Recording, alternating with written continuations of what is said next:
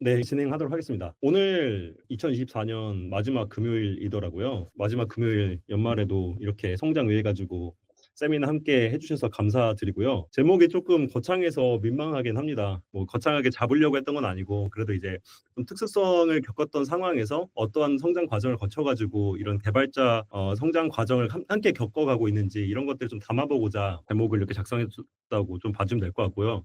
제 소개 먼저 간단하게 드리면요. 저는 2019년쯤에 이제 사회에 나와서 처음에는 이제 국내 리걸테크 스타트업인 엘박스에서 머신러닝 엔지니어로 커리어를 시작을 했고요. 그리고 이제 인턴을 거쳐가지고 카카오브레인에서 머신러닝 엔지니어 정규직으로 이제 근무를 했었고요. 현재는 라이너라는 기술 기반 스타트업에서 테크니컬 리드로 근무를 하고 있습니다. 근데 이제 이게 제 표면적인 양력이고요. 이 이면에는 제가 잘 안 밝히는 제 전공들이 있어요. 제가 20살에는 이제 대학을 체육교육 전공으로 처음에 대학을 입학을 했고 군 전역 이후에 편입학을 통해 가지고 이제 어문 계열로 편입을 하게 됐고요. 그리고 어문 계열을 전공을 하면서 이 소프트웨어를 복수 전공을 하게 되어서 이제 지금의 개발자로까지 진로를 형성하게 된 상황이고요. 보면은 세계 전공을 거쳤어요. 그래서 저는 농담처럼 이런 말을 하거든요. 제가 세계 전공을 거쳤지만 모든 것들에 대해서 특출나지 않은 좀 둔재다. 모든 것들을 다방면을 경험한 둔재다 이런 표현을 되게 많이 하는데 오늘 이러한 특이한 제 이력을 보시고도 이런 분들도 이러한 그 개발자로서의 커리어를 나름대로 쌓아갈 수 있구나 가고 있구나 라는 것들을 좀 봐주셨으면 좋겠고요. 제가 이러한 커리어를 이제 만들어 가기까지 갖고 나가기까지 어떠한 노력들을 했는지 저만의 또 노하우들이 있었는데 이런 것들이 다 통용되진 않을 거예요.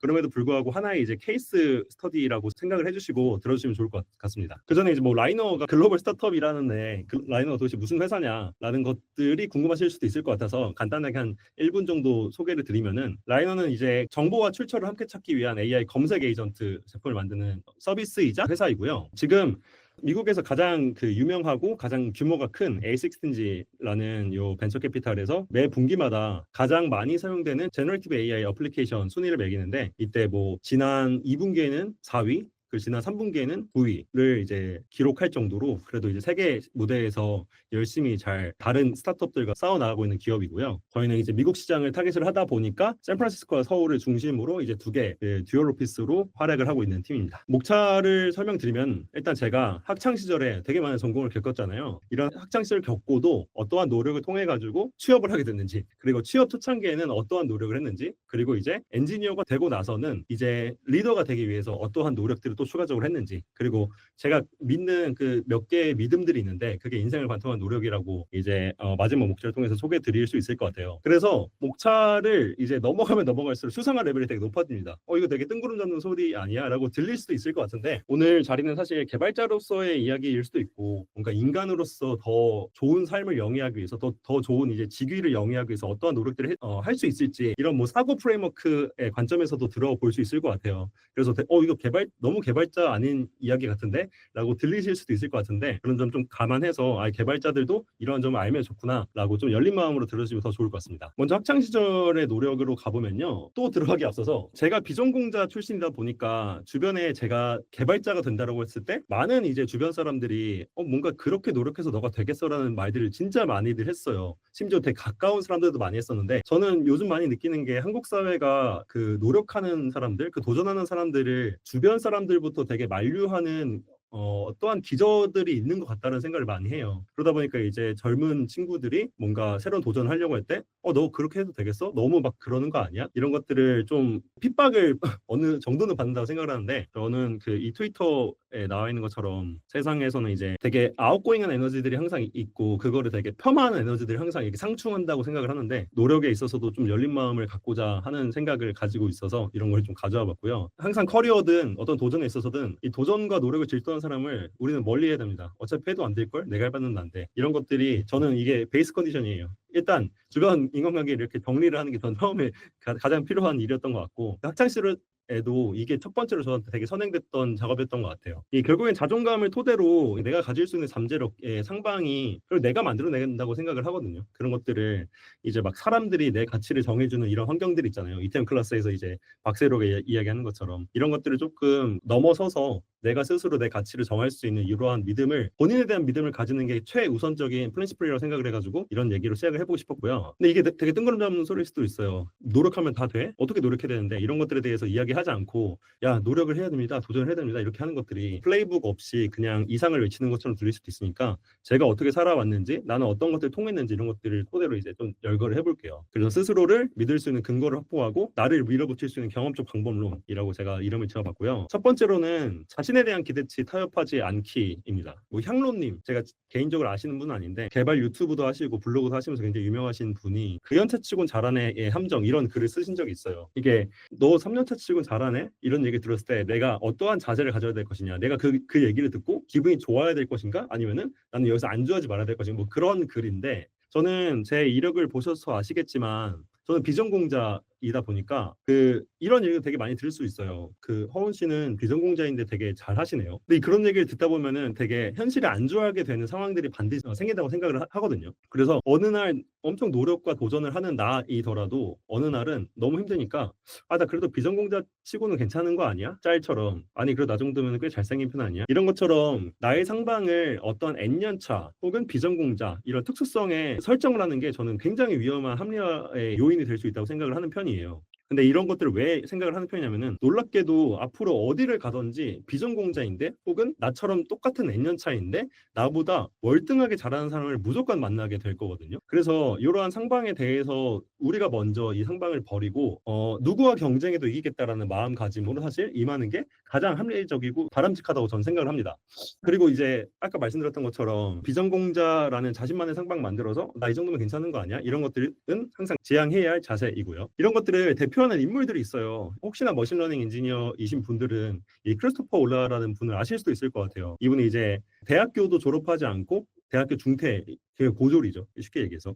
근데 이제 오픈 AI, 구글 브레인, 이제 엔트로피 코파운더까지 되면서 굉장한 활약을 하고 계신 분이 있고요. 그리고 이제 오픈 AI 챗GPT 기술 다들 아실 거예요. 챗GPT의 근간이 되는 GPT, 제너레이티브 프리트레인 트랜스포머를 만들었던, 그리고 이제 이 리서치 패러다임을 이끌었던 알렉 레드포드도 보시면은 학부생입니다. 11학번 학부생이죠. 근데 이제 오픈 AI에 수많은 석박들이 있을 텐데 이 친구는 학사 출신으로 GPT 패러다임을 혼자 이끌었던 이런 이력을 가지고 있고요. 그래서 정리하면은 뭐 땡땡 치곤 잘한다의 함정에 빠지게 되면은 항상 만나게 될 이 먼치킨을 만나면 엄청나게 무력해질 수 있다고 저는 생각을 해요. 그래서 범인의 범주에서 보편적으로 통용될 수 있는 실력을 갖추기 위해 이런 함정에서 벗어나 우리가 통상적 실력을 가꾸려고 하는 이런 노력들을 계속해야 된다. 이게 제가 학창 시절부터 가지고 있던 하나의 기저의 생각, 기저의 신념 같은 거였다고 소개를 드리고 싶었고요. 두 번째는 남들과는 다른 노력하기예요. 이건 제가 되게 많이 생각을 하고 많이 실천하려고 노력하는 편인데, 클리셰적인 이야기를 시작해 보면은 기술 블로그 혹시 많이들 하시나요? 지금 내가 블로그와 같은 것들을 안 하고 있다라고 하면은 최소 블로그라도 시작하는 게 좋겠다라는 것들을 말씀을 드리고 싶고요. 저는 이제 학창 시절 블로그 대신에 이 페이스북 기술 페이지를 운영했었어요. 그때 이제 제가 자취를 하지 않고 있었기 때문에 통학 시간도 왕복으로 거의 4시간이 걸렸고, 그리고 인턴을 했던 지역도 설릉이다 보니까 저희 집은 일산이었거든요. 그래서 출퇴근 시간도 막 3, 4시간씩 걸리다 보니까 출퇴근 시간에 멍하니 지하철에 앉아 있는 게 너무 시간이 아까운 거예요. 근데 이제 출퇴근 시간에 항상 기술 아티클이나 논문 같은 것들을 보려고 노력은 되게 많이 했었거든요. 근데 이런 것들을 저도 기술을 계속 팔로우업 해가지고 내 커리어에 녹이고 싶어 하는 것처럼 분명 누군가도 어떠한 기술에 대해서 계속 정보를 인입받고 싶어하고, 근데 내가 다 읽을 수는 없을 것 같고, 그러면은 내가 뭐 아직 나도 학부생이고 나도 뭣도 모르지만 내가 정리하는 글도 누군가한테 가치가 있을 수 있지 않을까라는 생각에 이 페이스북 페이지를 열었는데, 이게 정말 이제 인기를 많이 끌었어요. 이게 엄청난 건 아닌데 그래도 저희 업계에서는 사람들이 많이 알아봐줬던 그런 페이지였고요. 그래서 업계 사람들 입에서 제 페이지가 이제 언급될 정도로 그래도 마켓 페네트레이션을 성공했던 거죠. 그러다 보니까 이제 국내 빅테크의 MLE, ML 뭐 리서치 사이언티스트 아니면 하이어링 매니저 그리고 해외 대학원생들도 요 페이지에서 뭐 정보 받아보고 요거에 대해서 어떻게 생각하냐, 나는 이렇게 생각한다, 이런 얘기들에 대해서 디스커션의 장도 같이 마련을 할 수 있었고요. 근데 이게 제가 한 게 엄청 대단한 게 아니에요. 말씀드렸던 것처럼 그냥 시간 아까워가지고 내가 정리한 것도 누군가한테 가치 있지 않을까? 정리해서 공유해보자 하니까 정말 누군가는 봐줬던 거고, 그냥 요약해서 전달한 거다. 지금 보면 기술 테크뉴스 RSS 피드 이런 것들에 가까운 거죠. 근데 저는 이거 통해 가지고 이제 업계 사람들, 제가 속했던 이 자연어처리 업계 도메인의 사람들 사람들과 실제로 만나서 교류를 할 수 있는 그 교두보가 되기도 했었고요. 그리고 제가 카카오 브레인에 입사를 하게 된 계기도 사실 이 페이지 덕분이었어요. 저는 카카오 브레인의 그 정규적인 루트로 가지 않았고 이 페이지를 계속해서 받아봐 주시던 저희 당시 팀장님이 그러면 이제 너 한번 여기서 인턴을 해보지 않겠냐. 너가 지금 글을 정리하는 걸 보니까 너가 기술에 대한 이해도가 높은 것 같다. 그러다 보니까 이제 정규직까지 인턴부터 시작해서 넘어가게 된 케이스이거든요. 근데 사실 이게 제가 남들과는 다른 노력을 하려고 하는 이유가 있는데 두 가지가 있어요. 하나는 열심히 하는 사람은 세상에 진짜 많거든요. 근데 사람들이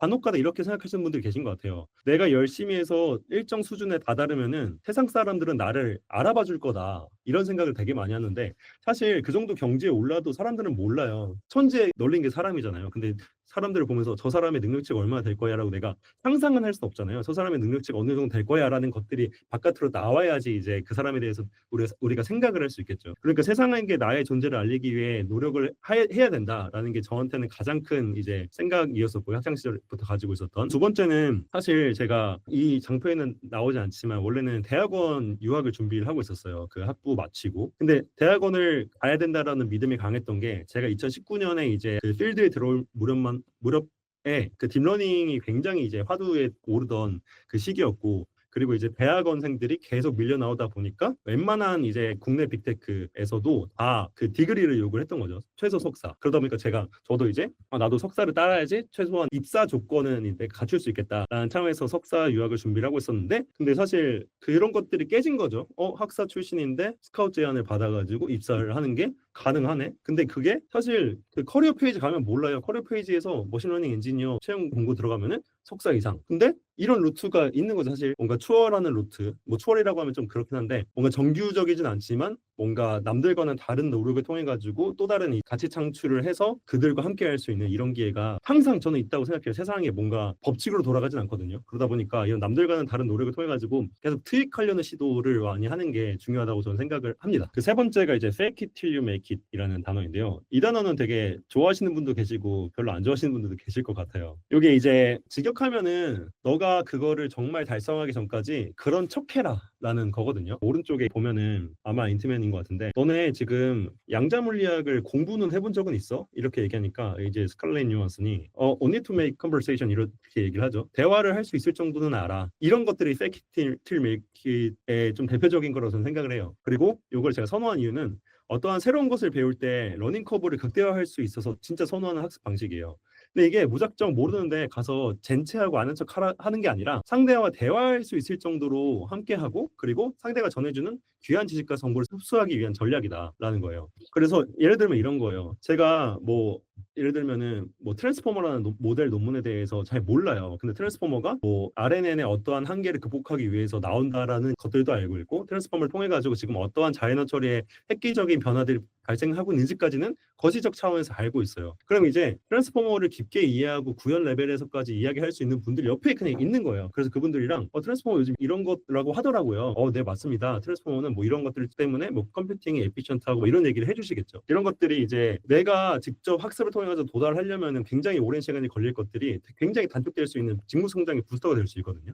그래서 아직 취업 준비생이신 분이라면 현직자와 함께하는 시간을 굉장히 많이 가질 수 있는 그 의식적 노력을 했으면 좋겠고요. 혹시 내가 지금 이미 직업을 가지고 있지만 이직 준비 중이시라면은 연차 높은 분들과 함께할 수 있는 거기서 이제 fake it till you make it 할 수 있는 이런 배를 만들어 보는 것도 되게 도움이 많이 될 것 같다라는 말씀을 드리고 싶습니다. 그렇게 이제 취업을 하게 됐죠. 아까 말씀드린 것처럼 남들과는 다른 노력하고 fake it till you make it 해가지고 비교적 이제 안정적으로 커리어를 시작할 수 있게 됐어요. 그리고 나서부터 좀 제 멘탈 프레임워크를 가다듬으려고 노력을 많이 했던 게 저는 자연 법칙과 사람들이 만들어냈던 규범과는 굉장히 큰 차이가 있다고 생각해요. 여기서 왼쪽에 러가 이제 제너럴 룰 그리고 보면은 그 same 컨디션이 발동하면은 무조건 동일한 법칙이 일어나는 것들 이런 것들이 이제 러이거든요. 물리 법칙, 뉴턴의 법칙 이런 것들. 근데 norm은 사실 사람들이 만들어내는 약속이자 규약이잖아요. 이 법칙과 규범에 대한 차이를 이해하는 게 저는 굉장히 중요하다고 생각해요. 그래서 초년생으로서 노력에서 첫 번째로 말씀드리고 싶은 게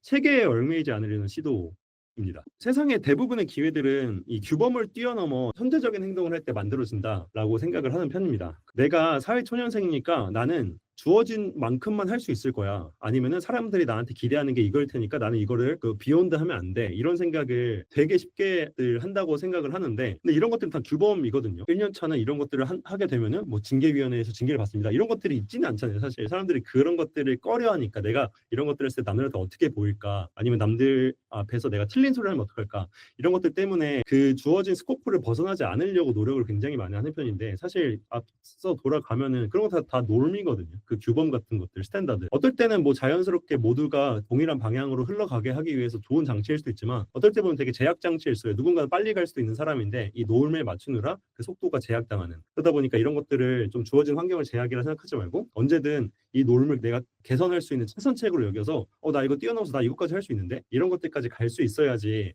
그 초년생으로서 되게 여러 경험치들을 쌓을 수 있다라고 생각을 해왔습니다. 그러다 보니까 이제 카카오브레인에서도, 사실 카카오브레인이 당시에 이제 네이버로 치면 하이퍼클로바에 대립되는 연구소 성격의 회사였다 보니까 당시에 박사분들이 굉장히 많았어요. 근데 저는 학사 출신이잖아요. 근데 박사분들 앞에서 내가 이거 준비해가지고 발표하고 싶다, 발표할 테니까 와서 들어라, 막 이런 것들도 하고, 박사님들 보시면 그러면은 너가 뭔데 그런 발표를 해? 라고 하지 않거든요. 그래 나도 어차피 시간 없으니까 너가 준비해서 오면 나도 땡큐지. 이런 것들을 계속해서 시도를 하려고 했고, 그런 것들이 실제로 구성원들한테 저는 되게 좋은 그 영향으로 다가왔다라는 평가를 많이 받았었어요. 그래서 이런 것들을 그 의식적으로 규범을 넘어서 내가 할 수 있는 것들을 더 탐색하고 시도도 하고 선도 넘어보고, 이런 것들을 하면서 나의 영향력의 크기를 달라지게 하는 시도들을 하는 거를 저는 진짜 진심으로 추천드립니다. 네, 그리고 두 번째로는 이런 책들, 뭐 무엇이 조직을 움직이는가, 뭐 네이비실 승리의 기술, 하이아프 매니지먼트, 이런 책들을, 우리 지금 다 엔지니어 잖아요. 아마도 그럴 것 같은데, 이런 책들을 보시면은 엔지니어분들 입장에서 어떤 감정이 드시는지 궁금해요. 이게 나와는 되게 거리가 먼 책들이에요라고 느껴지진 않으시는지도 궁금하고요. 그런 차원에서 두 번째가 의식적으로 리더십 함양하기라는 거를 천연생로서 노력의 두 번째 꼭지로 제안해 드리고 싶어요. 그 슬픈 이야기를 하나 던져보면은, 개발자들은 연차를 쌓아나가는 과정에서 리더십을 학습할 수 있는 기회가 다른 직군 대비해서 상대적으로 부재한 편이라고 저는 생각합니다. 저 외에 많은 분들이 이렇게 생각을 하기도 하고요. 그렇기 때문에 주니어 시절부터 의식적으로 리더십을 멀리 하지 않고, 리더십은 나한테 계속 가까이 있어야 되는 것이다라는 것을 함양하는 게 되게 중요하다는 생각을 또 하고 있습니다. 그렇지 않으면 아까 말씀드렸다시피 내 커리어 성장 과정에서 리더십이 자연스럽게 성장으로서 따라오지 않기 때문에, 내가 정작 리더십이 중요한 포지션의 제안을 받았을 때 리더십을 갖추지 못해서 저 사람한테 저걸 맡겨도 될까? 라는 모습을 보이지 못했을 수도 있고, 아니면은 저 사람한테 아직 증명을 못 받았지만 저 사람한테 지금은 이런 걸 맡겨야 돼 라는 타이밍에 팀장 같은 것들을 제안받았을 때 닥쳐서 학습을 하게 되겠죠. 그럼 이제 팀원들한테 바로 신뢰를 쌓기도 되게 어려울 거고요. 그래서 이 꿀팁이 사실 있는데, 아까 전에 그 커리어에 있어서 리더십을 함양하기 어려운 포지션이 개발자라고 하면은, 저연차부터 리더십 함양을 하기 상대적으로 용이한 포지션이 프로덕트 직군에 계신 분들이거든요. 왜냐면 이제 프로덕트 매니저, 프로덕트 오너, 이런 분들은 저연차부터 여러 직군들을 이제 정해진 리소스 안에서 최대의 아웃컴을 만들기 위해서 어떠한 그 오르가니제이션을 만들어야 되는지 이런 것들을 계속 학습을 해야 되잖아요. 그러다 보니까 1년차, 2년차, 3년차 때부터 리더십 스터디를 계속 하게 되는 거예요. 그러면 이제 주변에 이런 분들을 찾아보세요. 내가 내 주변에 저연차의 개발 외 직군인데 리더십에 관심이 있을 만한 분들을 물색해 보면서 그런 분들이랑 의도적으로 그 리더십 스터디를 해보는 거죠. 이런 것들 되게 좋은 자산이 될 거다라는 것 정말 자신 있게 말씀드릴 수 있으니까, 리더십을 멀리하지 말고 리더십을 저연차 때보다 함양하기 위해서 노력을 많이 해봐라 라는 제안을 드리고 싶습니다. 이게 아마 초년생으로서의 노력의 마지막 항일 텐데요. 제로투원 증후군에 빠지지 않기, aka PMPO 증후군이라고 제가 적어봤는데요. 이거 아마 스타트업에 계신 분들이면 공감을 하실 수도 있을 것 같고, 아마 조금 규모가 있는 서비스 회사 혹은 대기업 혹은 뭐 중견기업 이런 도메인에 계신 분들은 공감을 안 하실 수 있을 텐데, 듣다 보면 무슨 말인지 알 수도 있을 것 같아요. 원래는 그 실리콘밸리에서 커리어 레더라는 단어가 굉장히 유행했었죠. 뭐 이렇게 IC 트랙이 있고 매니저 트랙이 있어가지고 뭔가 IC 트랙을 가다가 매니저리얼한 트랙으로 가시는 분들도 계시고, 그냥 뭐 예를 들어 리눅스 토르발즈 같이 IC 트랙으로 쭉 가시는 분들도 계시고. 근데 이제 사실 요즘에 트렌드는 커리어 레더가 아니라 커리어 정글짐이다 막 이렇게 하면서 IC로도 갔다가 매니저로도 갔다가 다시 돌아오기도 하고, 이런 것들이 되게 장려되고 앞으로 더 이런 것들이 당연해질 거다라는 차원에서 커리어 정글짐이라는 개념이 유행처럼 번지고 있어요. 그리고 더불어서 최근에 이제 실리콘밸리에서 발전했던 스타트업 문화 그리고 프로덕트 문화들이 계속해서 이제 수입되면서 스타트업과 제품에 대한 지식이 광범위하게 풀려나가고 있는 시기이기도 합니다. 뭐 이렇게 에릭리스가 쓴 린 스타트업 그리고 이제 쿠팡 플레이의 CPO셨나요? 김성환님이 쓰신 프로덕트 오너 이런 책들이 굉장히 이제 시장에 당연스럽게 펼쳐지고 있는 상황이에요. 근데 이제 이러한 시대적 흐름이 자칫 엔지니어로 하여금 제품에 대한 관심을 가지는 게 뭔가 우월한 것처럼 여겨질 수 있어요. 이게 가지고 있으면 좋은 게 맞아요. 나이스 투 해브가 맞는데 자칫하면은 제로 투 원을 해내는 게 진짜 엔지니어지 이렇게 잘못 해석되는 게 굉장히 현 세대에 비일비재하다라는 생각을 요즘에 진짜 많이 하고 있습니다. 그리고 이게 어떠한 악순환을 만들게 되냐면요. 내가 개발자로서 막 3년차, 5년차까지 성장을 했어요. 근데 이제 그거 이후에도 분명히 개발자로서의 성장이 있을 텐데 나 이제 뭔가 제품 해야 될 것 같은데 제품으로 성장해야 될 것 같으니까 PM 책 보고 PO 책 보고 이런 것들이 반복되는 순간들이 제가 되게 많은 경험을 통해 가지고 느꼈던 부분인 것 같고요. 다시 제로투원 증후군에 빠지지 않기. 사실 제로투원 증후군에 빠지지 않아야 되는 이유는 세상에는 제로투원 프로덕트 내지 피처가 있고 원투텐 프로덕트 피처가 있어요. 그리고 제로투원을 거친 제품이나 기능은 반드시 원투텐의 페이지로 넘어오게 됩니다. 그래야지 이제 스케일업을 시킬 수 있잖아요. 그리고 이 과정에는 많은 기술적이나 운영적 노력 그리고 학습이 요구되게 돼요. 어떠한 트래픽을 견딜 수 있는 인프라 시스템을 만들려면 어떻게 될까요? 이건 제로톤에서 고민 안 하거든요. 제로톤에서 어떻게 하면 더 좋은 제품을 빨리 이제 shipping할 수 있을까? 근데 이제 안정적으로 서빙할 수 있을까? 옵저버빌리티 어떻게 높일 수 있을까? 알러트 어떻게 잘할 수 있을까? 이런 것들까지 할 수 있어야지 전 개발자라고 생각하거든요. 제로 투 원만 할 수 있는 개발자는 세상에 없다고 생각해요. 그런 분들은 창업자에 가깝다 생각해요. 그래서 그 트위터의 창업자도 이런 얘기 되게 많이 해요. 나는 제로 투 원을 하는 해커다. 그리고 원투 텐을 하는 엔지니어들이 있다. 뭐 이건 다른 거예요. 근데 창업자가 될 거라고 하면 제로 투 원만 정말 잘해도 상관없지만 내가 엔지니어로서의 커리어를 계속해서 트랙을 갖고 나가고자 한다라고 하면은 원투 텐의 가능성을 절대 무시하면 안 되고 나는 원투 텐도 할 수 있어야 되니까 어떤 5년차 때 갑자기 제품으로 빠져야지 이렇게 생각하는 게 아니라 엔지니어로서 더 챌린징한 건 뭐야 이런 것들을 의식적으로 수련을 해야 된다.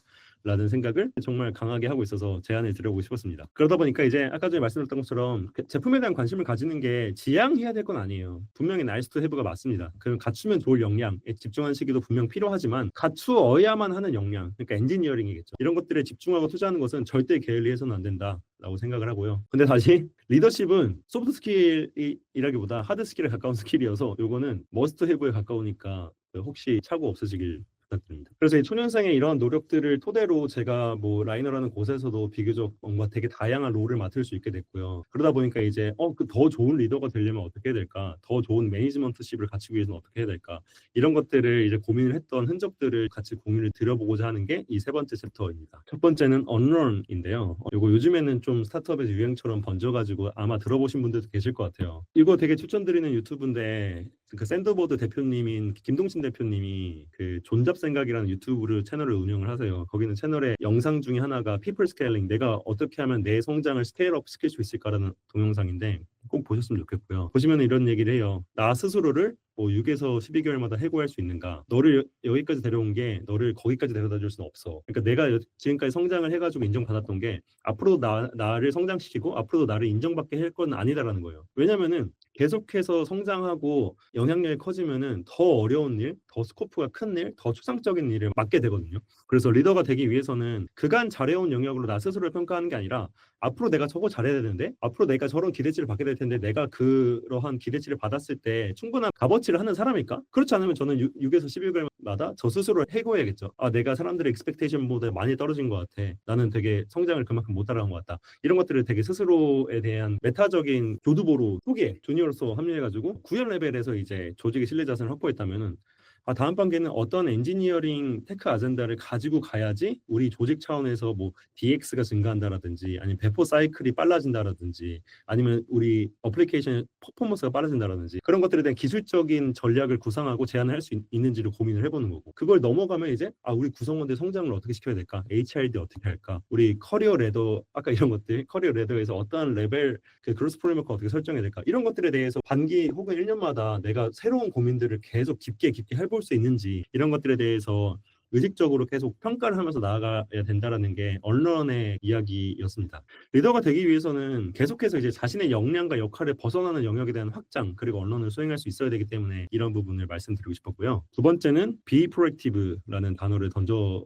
보고 싶었고요. 이것도 아마 생소하신 분들도 계시고 아시는 분도 계실 텐데 프로액티브는 쉽게 얘기하면 리액티브의 반대 말이에요. 리액티브는 이런 거예요. 메일이 왔으니까 메일에 답장을 해야 되고 뭐 원원원 참여하라니까 참여하고 일상적으로 그냥 수동적으로 정해져서 수행하는 것들. 근데 프로액티브는 내가 먼저 고민해서 전략적인 것들 던져보고 그리고 뭔가 이런 것들이 문제가 되지 않을까? 내가 먼저 탐구해가지고 사람들한테 선제안을 해봐야 되겠다. 이런 것처럼 되게 선제적인 거거든요. 그래서 보면 리액티브는 안으로 향하고 프로액티브는 바깥으로 향하잖아요. 나로부터 이제 바깥으로 향하는 건데 이런 것들에 대해서 되게 의식적으로 많이 생각을 하셔야 된다라는 말씀을 드리고 싶었어요. 이게 이제 그 리포즈라는 성장 관련된 자료나 그 레슨을 주는 곳인데 포트폴리오가 개발자들이 갖춰갈 수 있는 포트폴리오가 총 3개예요. 이 프로덕트 워크가 피처 쳐내는 거죠. 피처나 이제 그 유저 그로스 하기 위해서 A/B 테스팅하고 이런 것들. 그 스케일 워크는 아까 말씀드렸던 것처럼 프로덕트가 어느 정도 궤도에 올랐을 때 이런 것들을 우리가 스케일러블하게 가져갈 수 있는지, 뭐 MAU 핸들링 되는지, observability 되는지. 그 리스크 워크는 막 보안 같은 거거든요. 예를 들면 뭐 우리 비밀번호 탈취당할 위험은 없는지, 우리 데이터베이스 암호화 어떤 정책을 통해 가지고 구현되어 있는지 이런 것들을 정말 밸런스 있게 포트폴리오를 관리하려면은 프로액티브 하지 않으면 안 돼요. 왜냐면은 가만히 있으면은 무조건 개발자는 100% 프로덕트 워크 일을 하게 되거든요. PM이나 디자이너가 와가지고 누구누구 씨 이 일 같이 하시죠. 근데 그때 근데 지금 우리한테 이런 잠재적인 이런 것들이 있기 때문에 우리 스케일워크, 리스크워크 할 수 있어야 됩니다.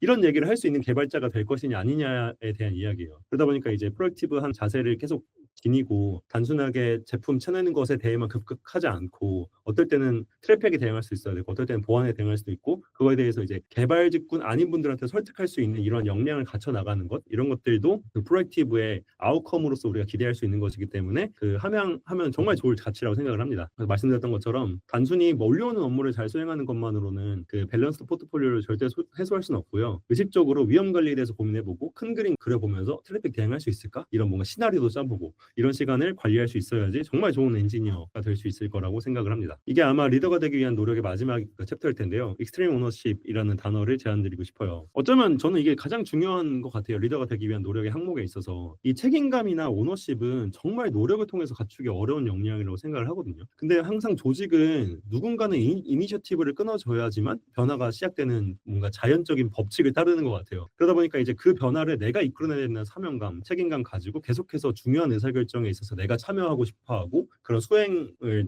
나 스스로 하고 이런 것들에 있어서 계속적으로 익스트림한 오너십을 지니고 행동을 하는 거. 어찌 보면 비프로액티브의 그 마음가짐 중에 하나겠죠. 비프로액티브 하기 위해서 익스트림 오너십을 지닌다. 뭐 이런 걸 수도 있겠고요.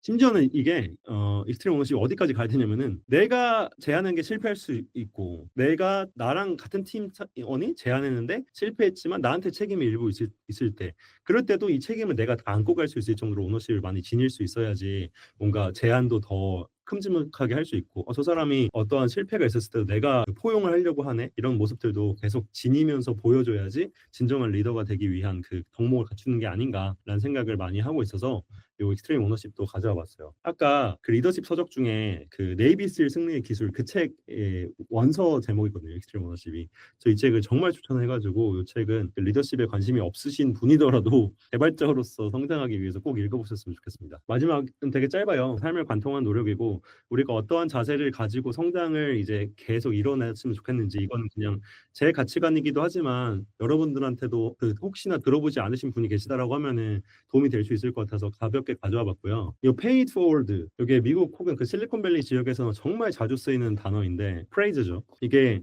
내가 먼저 베푼다라는 거예요. 근데 이게 대가를 바라지 않는 거예요. 내가 먼저 베풀면은 내가 어떤 도움을 베풀었던 사람이 또 누군가한테 도움을 베풀어 가지고 이 커뮤니티 자체의 토탈섬이 커질 수 있다라는 믿음 하에서 먼저 베푸는 거거든요. 내가 받지 않아도. 근데 이런 것들을 그 개발자로 성장하시면서 되게 많이 겪으실 거라고 저는 생각을 해요. 특히나 그 미국 시장에 진출에 관심 있으신 분이라고 하면은 미국 사회는 더 느끼실 거고요. 이러한 삶의 자세가 저는 되게 많이 도움된다고 생각해요. 그런 말도 있잖아요. 기부를 많이 할수록 돈을 더 많이 번다. 이게 막 농담처럼 부자니까 기부를 많이 한 거 아니야? 이런 게 아니라 내가 사회에 이 정도 기여를 해서 나는 지금 이 정도의 뭔가 부채의식을 갖고 있다라는 거거든요. 내가 앞으로 더 기부하고 싶다. 내가 앞으로 더 사람들한테 기여하고 싶다. 이런 것들을 계속해서 만들어 내가려고 하면은 그 경험을 베풀고 기술을 베풀고 호의를 베푸는 이런 것들을 지니고 있으면 도움이 정말 많이 되는 것 같아서 pay forward라는 프레이즈를 꼭 기억해 줬으면 좋겠다라고 생각을 하고요. 이것도 정말 중요한 단어인데 이거 아마 투자 원칙에 대해서 관심 있으신 분들 아실 것 같아요. 투자할 때 단기적으로는 비관적으로, 그러니까 막 그 재무제표 다 살피고 이거 진짜 되는 사업이야 하면서 다 이제 꼼꼼하게 보지만 한 번 투자하고 나면은 이제 낙관적으로 사고하는 거예요. 막 잠깐의 이제 등락이 있더라도 에이 내가 그 정도로 고민하고 한 거니까 결국은 잘 될 거야 이렇게 하는 거거든요. 이제 개발자로서 더 하이 레벨의 고민들을 하게 되면 될수록 아까 비프로액티브하고 익스트림 오너십을 지닌 사람이라고 상정했을 때 정말 어려운 문제들을 되게 많이 맞닥뜨리게 될 거예요. 정말 많은 분들이 거꾸로 하시거든요. 정말 어려운 문제고 중요한 문제인데 아 이거 잘 될 거야라고 먼저 생각을 하는 거예요. 근데 그렇게 되면은 이제 구성원들이 너무 힘들어져요. 근데 그게 아니라 이거 정말 중요한 문제니까 이거 진짜 비판적으로 끝까지 파보자. 그리고 나서 비판적으로 팠던 것에 대해서 내가 근거를 갖추게 되면은 구성원들 설득시키고 구성원들이 이제 힘들어할 때도 아니야 우리 그 믿기로 했잖아 조금 더 가보자 이런 것들을 할 수 있는 거거든요. 이게 뭐 비단 그 커리어를 관통하는 말일 수도 있고 리더를 관통하는 말일 수도 있지만 요 표어를 정말 유익 있게 좀 새기고 그 사는 게 정말 도움이 많이 됐었어가지고 단기적으로 항상 비관적이 된다, 장기적으로는 낙관적일지라도 이러한 이야기를 같이 해보고 싶었습니다. 이게 아마 마지막 페이지인 것 같아요. 이 책도 한번 읽어보셨으면 좋겠는데 캐롤 드웨이의 마인드셋이라는 책인데요. 사람들이 정말 변화하고 성장하고 종단에 성공했던 사람들을 다 역추적해봤을 때 과연 이 사람들의 배경이 정말 중요했느냐라는 거를 이제 추적을 해보면은 다 그렇지 않다라는 거예요. 정말 불우한 환경에서도 엄청 큰 성공을 거둔 사람도 있었는데 그 사람들이 공통적으로 가지고 있던 것은 굉장히 마인드셋이 좋았다라는 건데 아까 전에 주변 사람들이 아, 넌 안 될 거야. 나 해봤는데 안 되던데 이런 사람들이 항상 이 주변에도 있고 아니면 나도 언젠간 그런 생각을 할 수 있고 근데 그런 게 아니라 내가 정말 어려움을 겪고 변화를 맞이해야 되는 시기에 이거 그냥 할 수 있는 건데 변할 수 있는 건데 약간 이런 거죠. 시험을 잘 봤을 때 그 시험을 잘 봤던 이유에 대해서 생각할 때 내가 노력을 했으니까 잘 본 거야. 그러니까 나 다음에 더 잘할 수 있어 라고 생각하는 게 마인드셋이 좋은 거고 내가 이번에 운이 좋았나 보다 내가 시험을 이렇게 잘 보다니 이런 것들이 이제 마인드셋이 조금 안 좋은 상황이거든요. 그러다 보니까 저는 마인드셋에 있어서 나를 둘러싼 모든 것들이 내 노력으로 변화 가능하다라는 기본적인 믿음을 갖추고 커리어 성장에도 임하는 게 정말 중요하다고 생각하고 여러분들이 그렇게 그 생각을 가지시고 스스로 믿고 성장을 향해서 달려갔으면 좋겠습니다. 아까도 말씀드렸지만 24년의 마지막 금요일을 이 제 발표를 듣느라 시간 할애해 주셔서 정말 감사드리고요. 이 메일이 제가 주로 쓰는 메일인데 오늘 이야기 듣고 꼭 커리어 얘기 아니더라도 뭐 개발 얘기도 좋으니까 궁금하신 거 있으면 언제든지 그 메일 통해 가지고 연락 주셨으면 좋겠습니다. 감사합니다.